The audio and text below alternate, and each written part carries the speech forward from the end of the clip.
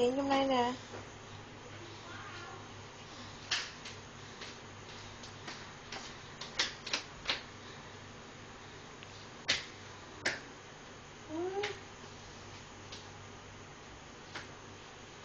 Lọc á.